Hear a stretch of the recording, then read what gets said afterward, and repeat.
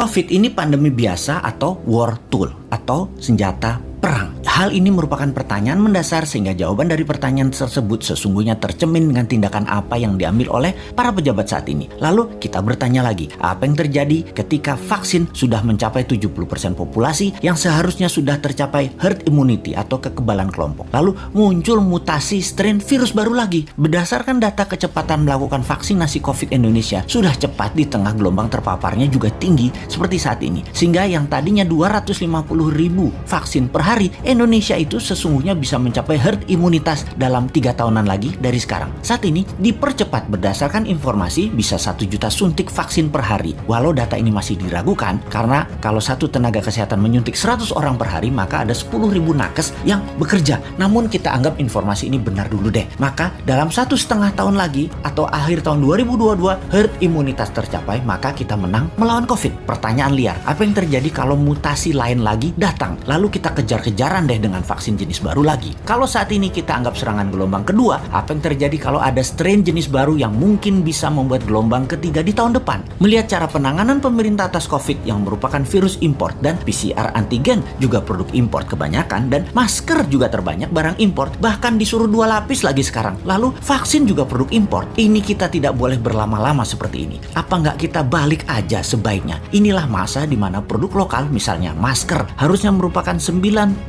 masker yang beredar di Indonesia saat ini adalah buatan lokal. Antigen tes lokalnya harus 100%. Vaksin lokal harus 50%. Atau obat peningkat imunitas yang lokal harus digenjot. Agar kalau virus mutan lagi, kita nggak terus bergantung impor yang akan membuat ekonomi negara digerogoti uang keluar atau flight capital. Sudah cara bernegaranya membatasi uang beredar menjadi tipis di tanah air, uang tadi ditarik keluar dengan berbagai kebutuhan impor dan tunai di tanah air harus hidup dengan pinjaman dolar asing dan yuan. Rupiah kok jadi nggak berdaulat ya? Pastinya karena kebijakannya terlalu impor. Walau bisa terlihat benar karena semuanya dalam keadaan darurat, tapi kalau bernegaranya daruratnya berkepanjangan seperti ini, sebenarnya bisa nggak masuk kategori salah kelola atau mismanagement bernegaranya. Lebaran tahun 2020 nih ya, kita nggak boleh mudik, pulang kampung, mudik apalah itu. Lalu tahun 2021 berlaku lagi, nggak boleh mudik lagi. Oke lah, kita manut, 2 kali ya kita manut. Walau ada beberapa orang nggak tahan melakukan pulang kampung yang katanya mereka lah penyebab meledaknya gelombang kedua paparan COVID sekarang. Oke lah, argumen ini diterima. Tetapi kalau tahun depan 2022 masih lagi, ini namanya nggak bisa kelola. Setuju nggak kalau hal ini kita sematkan? Nggak bisa kelola negara karena 3 kali berturut-turut kita nggak pulang kampung. Kembali ke pertanyaan awal. Kita bisa simpulkan dari pertanyaan pertama oleh pemerintah saat ini, COVID adalah pandemi biasa, bukan war tool atau senjata perang biologi. Menjawab pertanyaan kedua, kalau ada strain baru, maka sepertinya ya ikut aja atas apa yang akan terjadi nanti. Kumaha engke, tak ada antisipasinya, yang ada hanyalah mudah-mudahan nggak ada mutasi lagi. Kalau terjadi berlawanan, ini senjata biologi